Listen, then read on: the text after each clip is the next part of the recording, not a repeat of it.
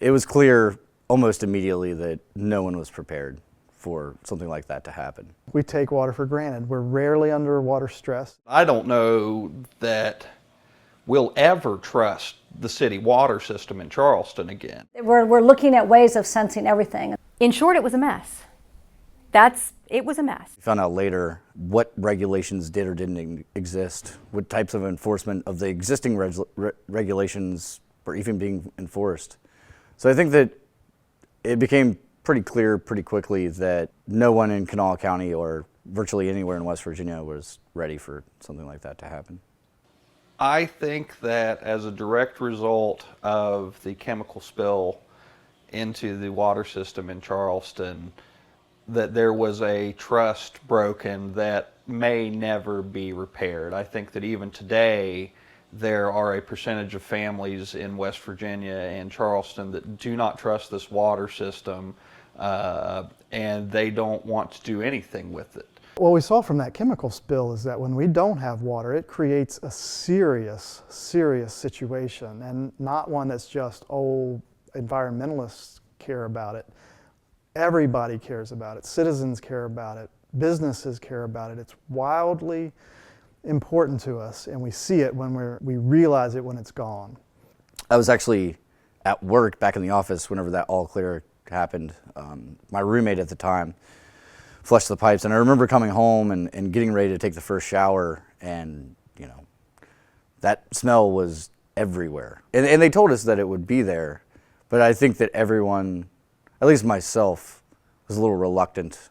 It was a matter of necessity, though. It had been days, and it's not like I could jump in the car and just drive away out of town to go find some water to use. What the chemical spill taught us is that water is extremely valuable, and we just often take it for granted because we have so much of it. I was lucky. I had water. But that meant I was sort of ground zero for people who needed showers, who needed to fill up water bottles, for people who just kind of wanted a place where they could get away from the no water situation wherever they were and feel a sense of normalcy for a little bit.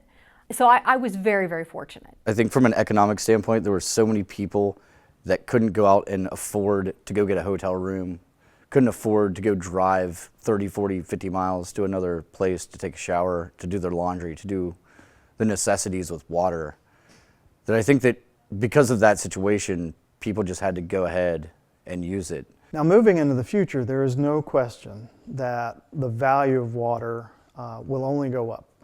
And that's true everywhere. So everywhere the value of water will continue to go up as we continue to pollute waterways and as we continue to have increased demand for that water. I think people need to advocate for their community and for safety in their community, no matter what it is. But when it comes to something as essential as water, know what's going into the water. Know how your water's processed. Understand what potential hazards there are along the waterways which feed your particular system. People didn't know. And they couldn't or didn't feel like they could trust those in positions of authority to tell them accurately what those things were. We learned through this process that there really hadn't been an oversight process for above ground storage facilities in West Virginia. I think one of the most empowering aspects of sensors and this sort of DIY, Internet of Things environment is that it gives individuals who have not had power in a situation power to look at and investigate their community themselves. I've never, ever seen the community of West Virginia come together in a way that people did during the water crisis.